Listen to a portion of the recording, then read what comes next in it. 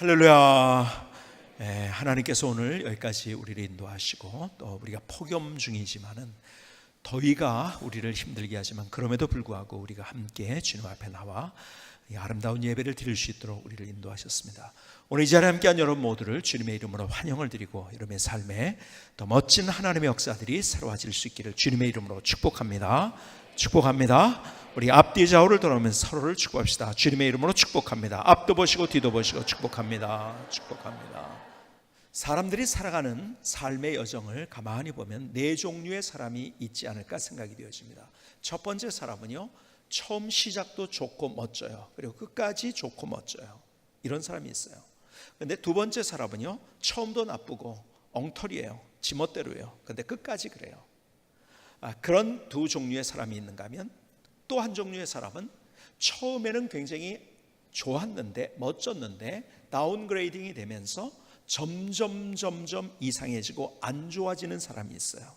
반대로 처음의 시작은 좋지 않았는데 점점 좋아지고 멋지고 아름다운 삶을 살아가는 사람이 있어요. 자, 그렇다면 여러분들은 인생의 여정에서 어떤 길을 걷고 있다고 생각이 되어집니까?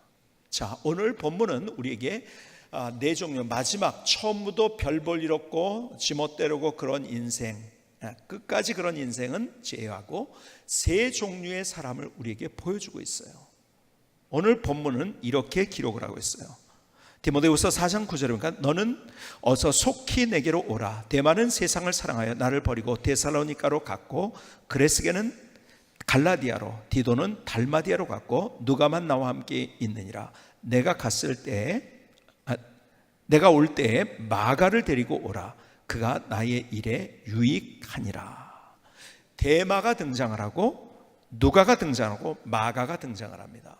이 세 종류의 사람, 다른 길을 걸었던, 그런데 첫 번째 누가는요, 처음부터 멋지고 아름답고 그리고 마지막까지 꾸준하게 그렇게 삶을 살았던 사람.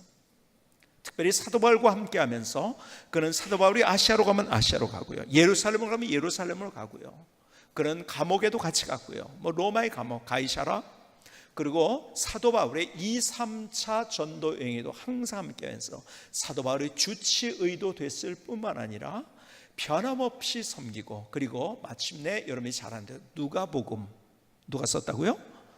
누가가 썼죠, 그렇죠? 누가복음을 썼고 사도행전은 누가 썼습니까?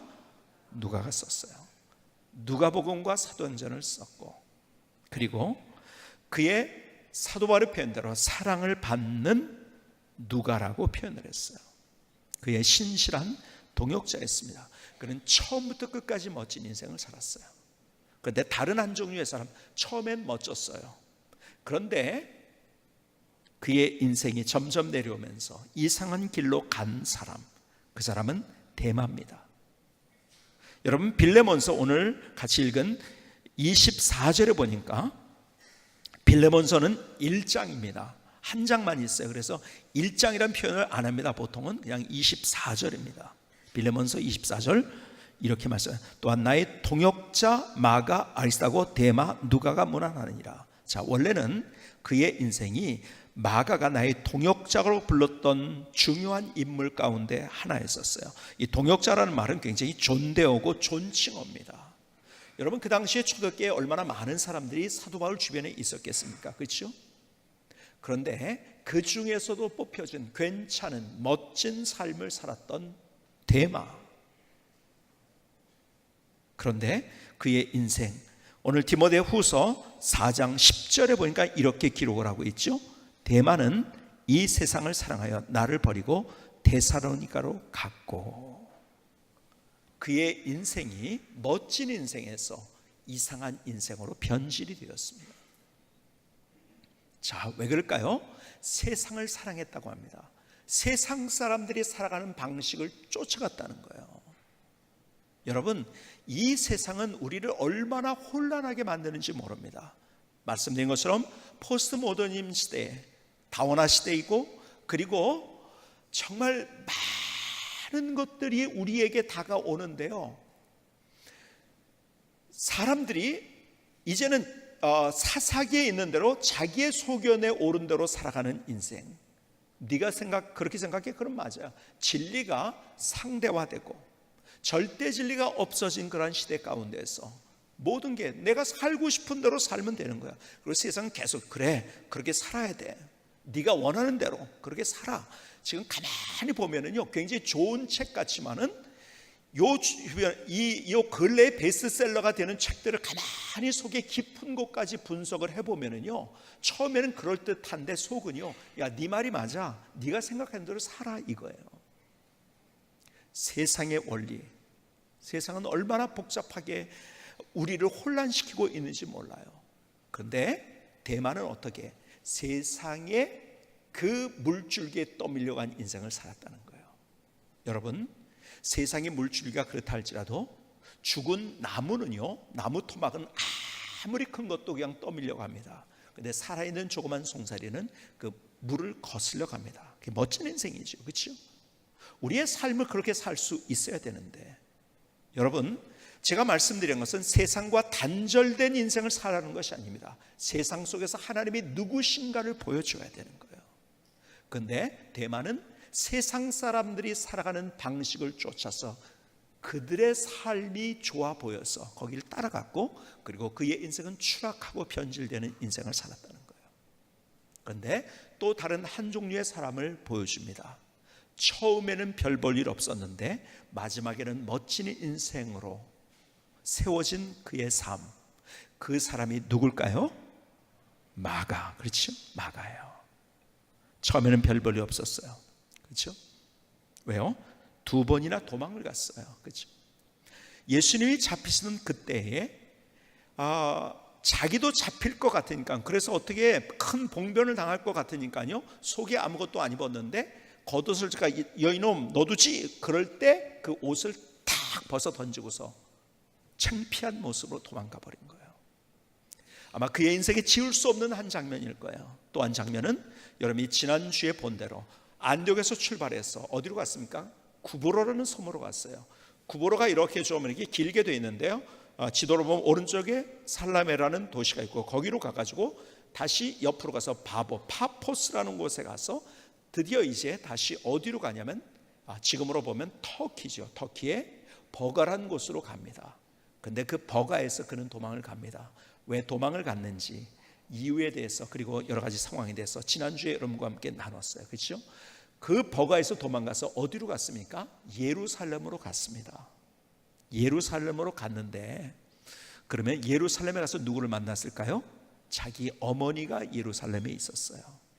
말씀드린 것처럼 이 마가의 집은요, 굉장히 큰 집이었고 대문까지 있었던 집, 그리고 많은 사람을 수용할 수 있었던 집.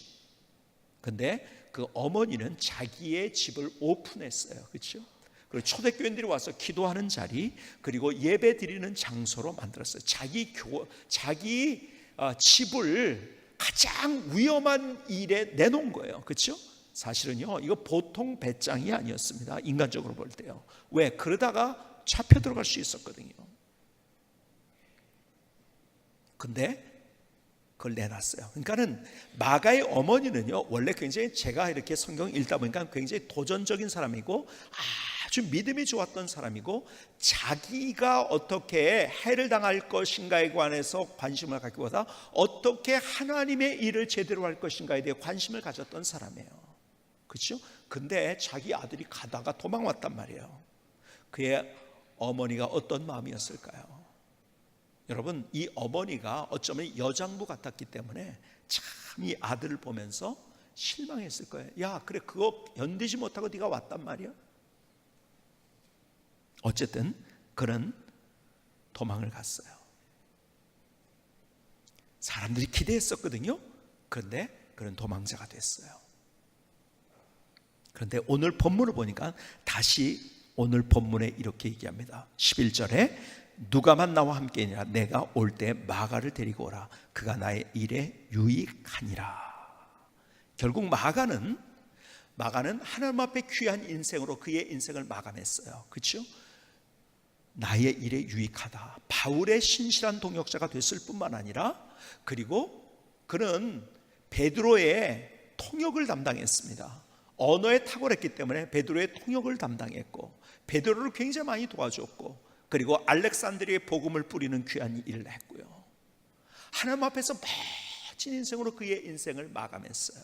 자, 도망갔던 그가 위대한 인생으로 변화되었어요. 그가 왜 변화할 수 있었을까요? 오늘 질문 한번 해봅시다. 왜 변화할 수 있었을까요? 이 퀘션 마크를 가지고 오늘같이 하나님의 말씀을 봤으면 도대체 무엇 때문에 마가가 이렇게 변할 수 있었을까? 왜 변했는가? 이 퀘션 마크를 가지고 오늘 같이 하나님의 말씀을 생각해 봤으면 좋겠어요. 자, 이제 다른 장면으로 한번 가보겠는데요. 여러분 성경에 보면은요, 도망한 사람들의 이야기들이 종종 나옵니다. 그렇죠? 여러분 도망갔던 사람의 대표적인 사람, 얼른 머릿속에 떠오르는 사람이 누구십니까? 네? 요나. 그렇죠? 요나. 하나님께서 그를 부르셨어요. 근데 그는 도망갔어요.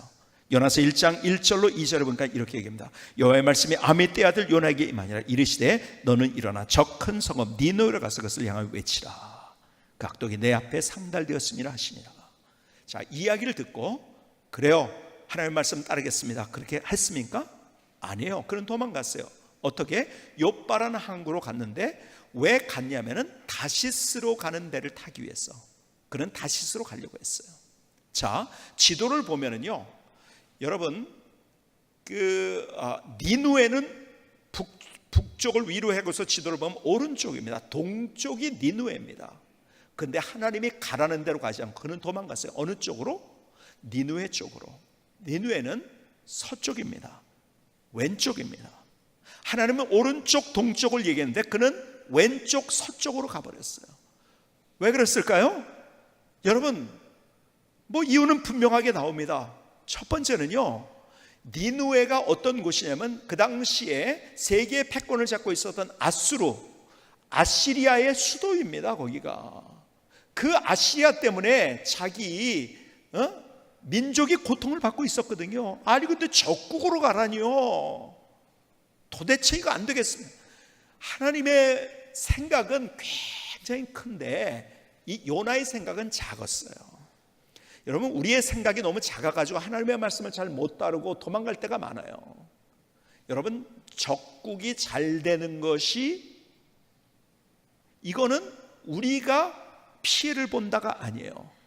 여러분 하나님의 그림은 훨씬 더 큽니다. 내가 누군가를 미워한다? 아니면 누군가 원수가 되었다? 저놈이 나한테 저럴 수 있어? 그러면 그럴수록 어떻게 되니까 누가 힘듭니까? 내가 힘든 거예요. 내가 분노의 감옥에 갇히는 거예요. 스스로 고통받는 거예요. 미워하는 만큼 나는 고통을 받습니다. 그건 부인할 수 없는 사실이에요. 그렇죠? 근데 사실은요, 내가 적국이라도 아니면은 나와 원수 같은 사람에도 그 사람이 잘 될 때 내가 사실은 이득을 얻어요. 저의 인생에 원수 같은 사람이 있었겠습니까? 없었겠습니까? 여러분, 목사님은 그런 거 없겠지. 근데요, 여러분이 생각하는 것보다 여러분보다 더 많이 그런 사람들을 제가 만납니다. 또 이야기하니까 오해하시네. 저희 교회에 그런 분이 있다는 소리가 아니에요. 여러분, 제가 수많은 사람들을 만나면서 말도 안 되게 저를 오해하고서 공격하는 그런 일들을 많이 경험합니다. 그런데 그 사람이 네가 나한테 그럴 수 있어? 미워하는 마음 가지면 내가 힘들죠. 오히려 제가 그때 더 기도합니다. 그런데 그 사람의 마음이 변합니다. 그러니까요, 그 사람이 내 편이 되고 오히려 어떤 사람보다 나를 응원해 주는 사람이 되더라고요. 그러니까요, 원수가 내 편이 되는 것이, 이것이 가장 좋은 그림입니다. 우리의 인생에. 어쨌든 원수가, 그림이 작으니까요, 아니 하나님의 말씀 듣고 저들이 잘 된다고요? 안 됩니다, 이거예요. 두 번째 진짜 이유는 또 뭡니까? 아니 거기는요, 세계 패권을 잡고 있는 아시리아의 수도입니다. 내가 거기 갔다가 누구한테 봉변당하고 돌 맞을 줄 모르고 칼 맞을 줄 모릅니다. 그러니까 두려웠던 거예요. 그렇죠? 그래서 그는 도망갔어요.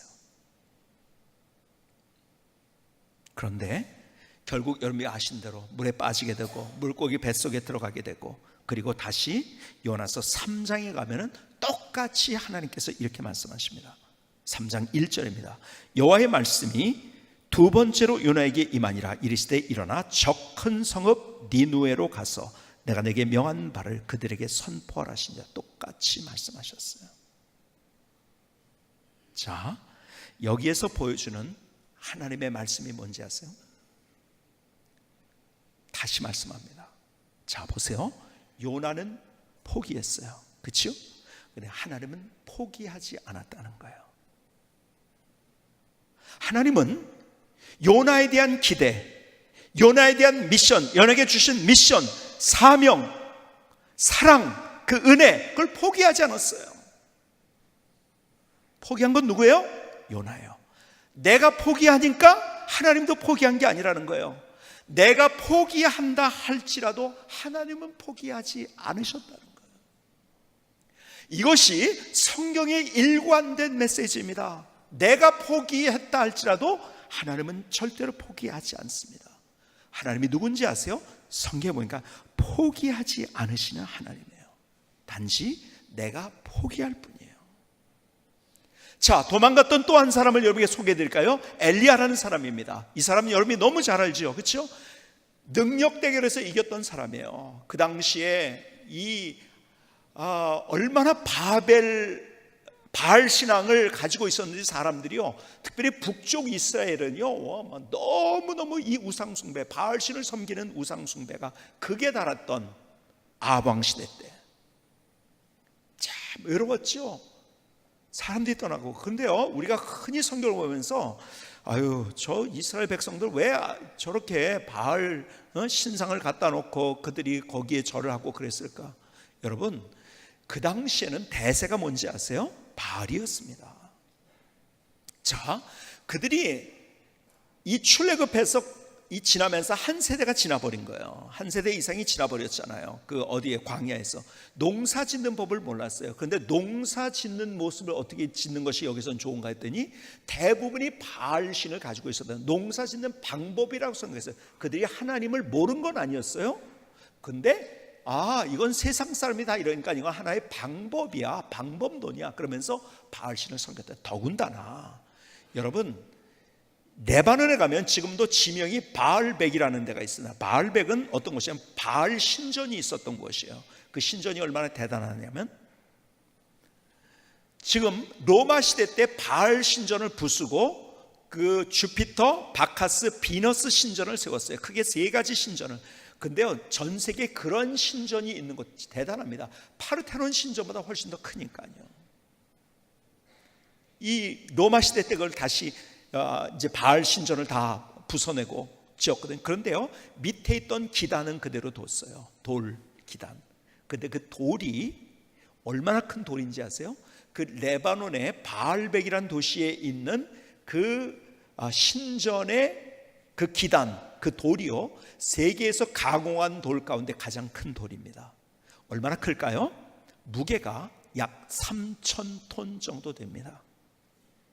상상이 가십니까? 3,000톤 되면 얼마나 클 것 같아요? 여기서 저기 어떻게 옮겼을까? 그러니까 여러분들에게 좀 이해를 돕기 위해서, 여러분이 이집트의 그 피라밋을 보신 분들이 있는지 모르겠어요. 사진으로 많이 봤고요. 사람들이 고대 7대 불가사의 중에 하나를 얘기하면서 피라미드, 그걸 얘기합니다. 저렇게 큰 돌을 어떻게 운반을 했을까? 그리고 어떻게 올렸을까? 근데요, 그 피라미드의 가장 큰 돌이 몇 톤이냐면 250톤입니다. 자, 그러면 바알백의 기단이 몇 톤이라고요? 3,000톤이에요. 여러분, 10배가 훨씬 더 넘습니다. 여러분, 바알 신전이 대단한 신전이었었어요. 대세였습니다. 사람이 글로 끌려간 거예요. 지금도 사람들은 계속해서 세상의 방법론을 쫓아가고 있어요. 이게 우리의 모습이라는 거죠. 근데 거기에서 분연히 일어났던 엘리야, 하나님 앞에 그는 소명을 받았고요. 그리고 여러분이 잘 아는 갈멜산에서 능력 대결에서 그는 멋진 승리를 했어요. 그렇죠? 바알의 선지자 450명, 아세라 선지자 400명, 총 850명입니다. 나랑 덤벼, 속된 표현은 덤벼, 한번 해보자. 그리고 제단을 쌓고 어디에 어떤 신이 응답하는가를 보자. 불로 응답하는가를. 그 바알 신을 섬기는 선지자들이 암만 자기 자해를 해도 그게 안 됐잖아요. 근데 엘리야는 거기에 또랑에 덮을 만큼 물을 부었는데도 거기에 하나님께서 불로 응답해 주시고, 그리고 그 능력 대결에서 갈멜산성에서 승리합니다. 근데 여러분들, 그렇게 영적인 것을 경험한 사람들, 지금 우리 똑같이 마찬가지예요. 내가 한번 영적인 걸 경험했다고요 그 인생이 계속 이렇게 올라가는 게 아니에요. 여러분, 그럼에도 불구하고 추락한다는 거예요. 그의 삶, 아무도 자기를 이해해 주는 사람이 없어요. 고독합니다. 그러니까 자기를 공격하는 사람들이 많이 있었어요. 상처를 받습니다. 더군다나 아방의 아내 이세벨이요, 자기를 죽이려고 쫓아옵니다. 도망을 가죠. 그래서 이스라엘 북쪽 끝에서 남쪽 그 브엘세바 밑으로 해가지고 어디 시내산이 있는 데까지 갑니다. 여러분, 도망을 갔어요. 성경은 그 상황을 이렇게 표현하고 있어요. 열왕기상 19장에 보니까 3절에 보니까 이렇게 얘기합니다. 그가 이 형편을 보고 일어나 자기의 생명을 위해 도망하여. 누가 도망한 거냐면 엘리야가 도망한 거예요. 유다에 속한 브엘세바에 이르러 자기 사원을 그곳에 머물게 하고 자기 자신은 광야로 들어가 하룻길쯤 가서 한 로뎀나무 아래 앉아서 자기가 죽기를 원하여 이르되 여호와여, 넉넉하오니 지금 내 생명을 거두시옵소서. 나는 내 조상들보다 낫지 못하니이다 하고 그런 도망을 갔다고 성경은 표현합니다. 왜요? 왜 도망갔을까요? 그는 고독했어요. 모든 사람들이 세상으로 가버렸으니까요. 그리고 자기를 공격합니다. 상처를 받았어요. 혼자 싸운다는 것이 힘이 들어요. 그리고 죽이려고 쫓아옵니다. 죽음에 대한 위협, 두려움. 그래서 그는 도망갔어요. 그때 열왕기상 19장 5절은 이렇게 우리에게 기록하고 있어요. 로뎀나무 아래 누워 자더니 천사가 그를 어루만지며 그에게 이르되 일어나서 먹으라 하는지라. 근데 그것을 반복적으로 또 7절에도 이렇게 기록합니다. 5절이었죠. 7절로 갑니다. 여호와의 천사가 또다시 와서 어루만지며 이르되 일어나 먹으라. 내가 갈 길을 다 가지 못할까 하노라 하는지라. 자, 도망갔지만 여기에서 어떤 하나님이신 것을 우리에게 보여줍니까? 그럼에도 불구하고 포기하지 않는 하나님. 엘리야는 포기했어요. 그런데 하나님은 포기하지 않으셨어요. 그리고 그에게 다가오셔서 그를, 오늘 본문에 그를 어루만졌어요. 마음을 만져줬다는 거예요. 그 마음, 그 상처받은 마음. 혼자서 하나님의 일을 위해서 하다가 얼마나 많은 상처를 얻었을까요? 아무도 이해할 수 없었던 그의 상처, 그의 눈물, 그의 절망, 그의 고독, 그의 두려움, 그를 죽이려고 쫓아오고 있어요. 주님께서 그 마음 전체를 다 만져주셨다는 거예요. 여러분, 여러분의 삶 속에서 어떤 사람이 여러분들의 그 모든 것들을 알고 다 어루만져 주실 수 있을까요? 나와 가장 가까운 사람이 있지만은요, 그러나 그 사람이 내 마음속에 있는 상처, 아픔, 눈물, 나의 절망, 나의 두려움, 이거 알지 못해요. 그것을 만져줄 수 없어요.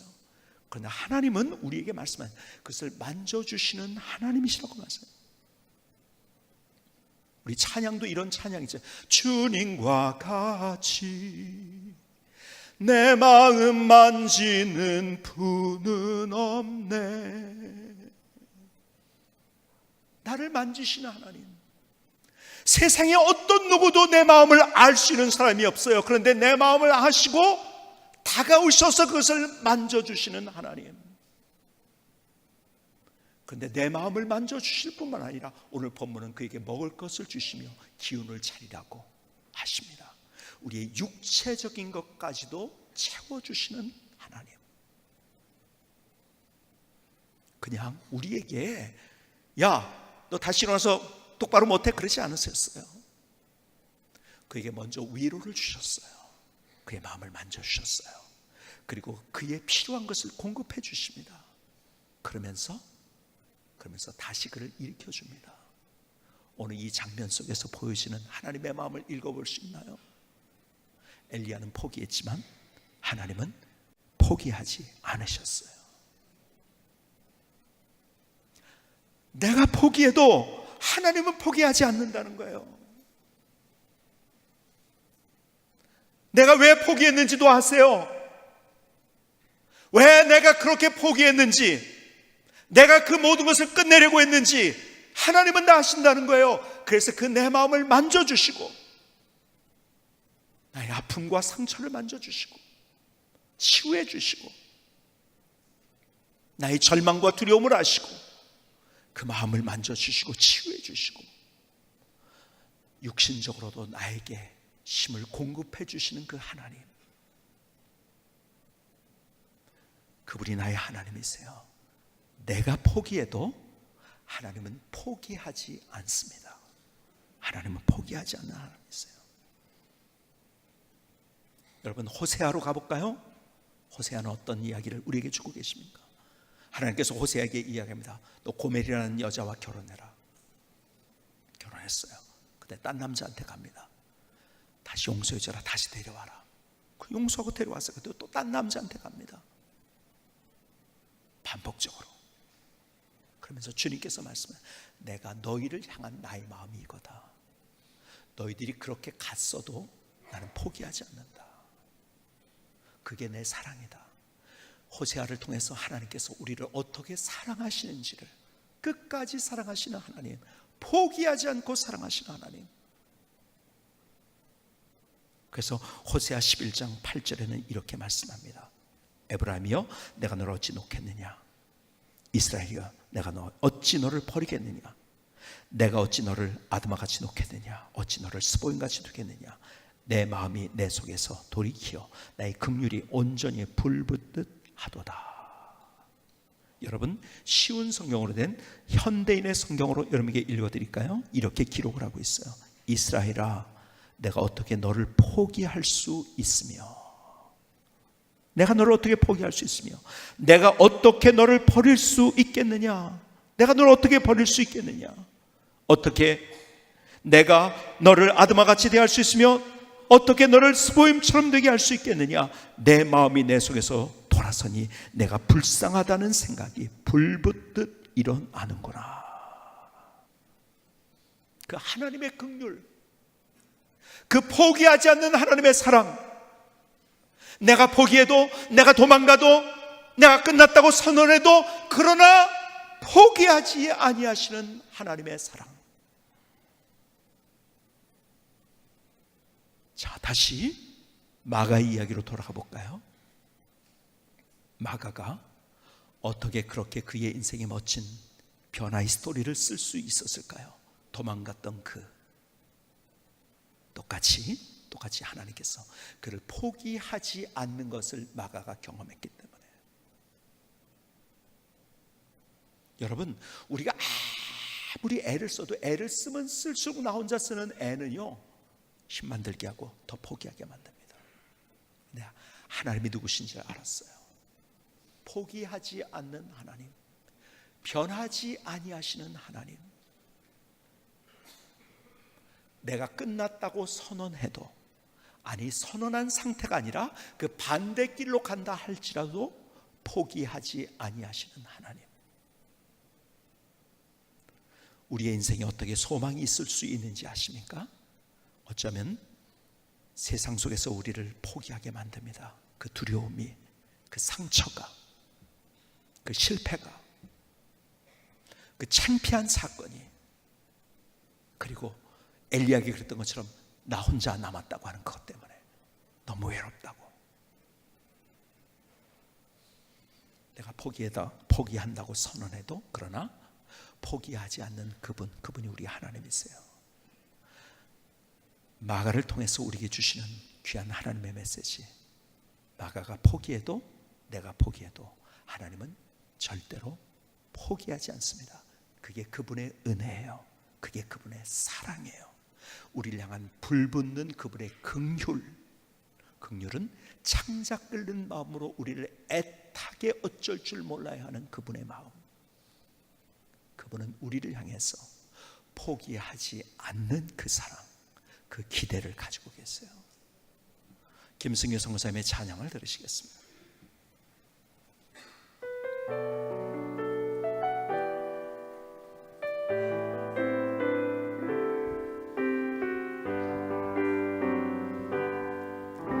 변치 않으시는 사랑, 포기하지 않으신 사랑, 주님 마음을 내 심장에 담습니다. 내가 변한다 해도, 내가 포기해도, 나를 향해 부릴 듯하신 하나님 사랑, 포기하지 않는 인생으로 다시 도전하며 끝까지 아름다운 인생으로 그 사랑 앞에 나의 고백을 드립니다. 주님 사랑해요. 주님 나를 사용하소서. 변치 않으시는 사랑, 포기 않으신 사랑, 주님 마음을 내 심장에 담습니다. 내가 변한다 해도, 내가 포기해도, 나를 향해 부릴 듯하신 하나님 사랑, 포기하지 않는 인생으로 다시 도전하며 끝까지 아름다운 인생으로 그 사랑 앞에 나의 고백을 드립니다. 주님 사랑해요. 주님 나를 사용하소서. 주님 나를 사용하소서.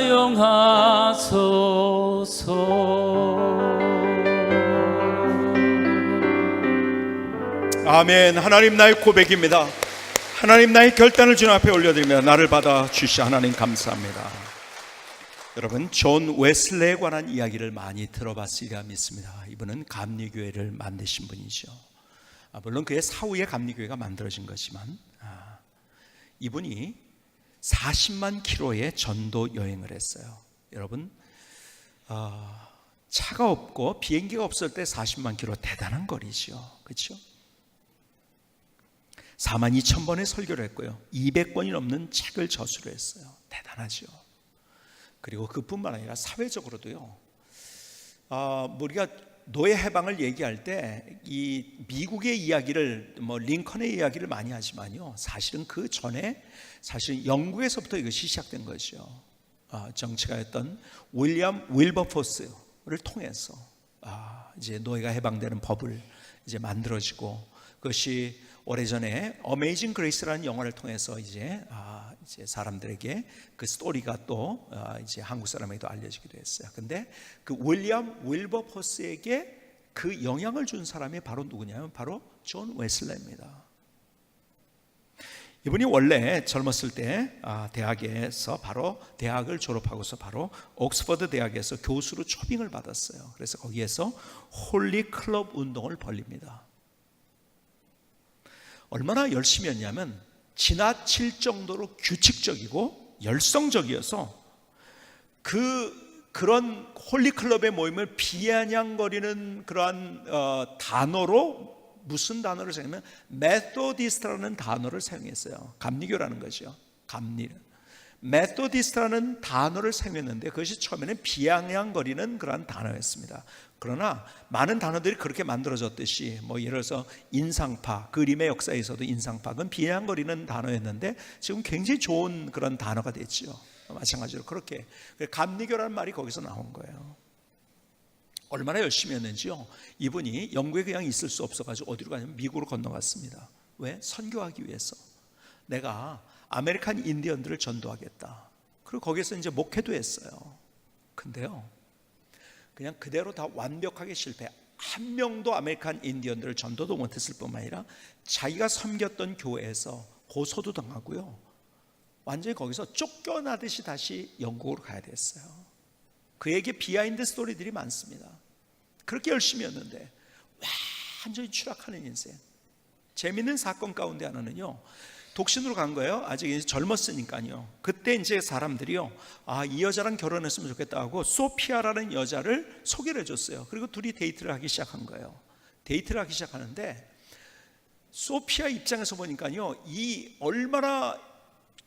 그러니까는 겉으로 보이는 종교적 열심이죠. 그것이 손 한 번을 잡아주지 않는 거예요. 아니, 이 사람이 진짜 나를 사랑하는 것일까? 그러면서 의심하고, 그래도요, 뭐 그냥 워낙 인간 초창기에 그의 열심은요, 굉장히 뭐라 그러니까 뭐 좀 그렇게 표현하기는 그렇겠지만 바리새인적인 것 같은 그러한 열심이 있었던 거예요. 그러니까 소피아가 이 사람이 나를 사랑 안 하는구나, 몇 번을 확인해도 안 되는 것 같아요. 그래서 다른 남자랑 결혼했어요, 소피아가. 그랬더니요,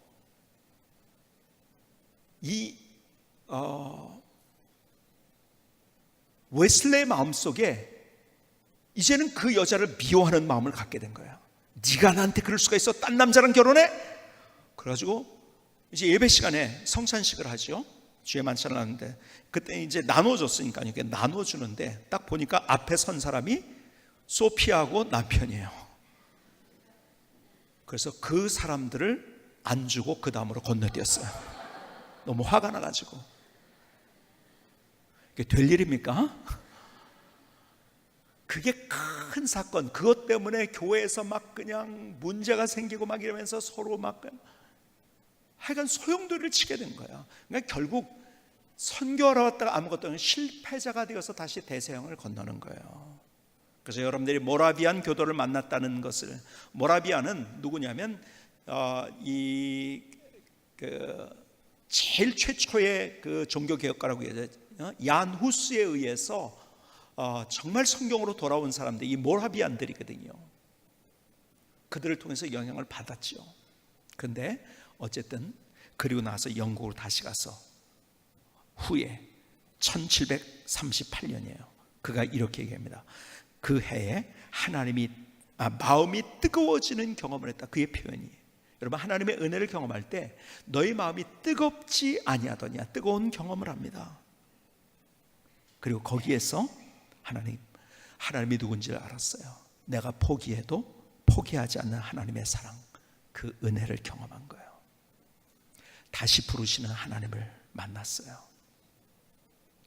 그가 처음에는 집사로 안수를 받았어요. 처음 집사로 안수받을 1725년 그가 이렇게 나중에 후일에 고백하는 거예요. 그때는 종교적 열심만 있었던 종의 믿음을 가지고 있었다. 종의 믿음.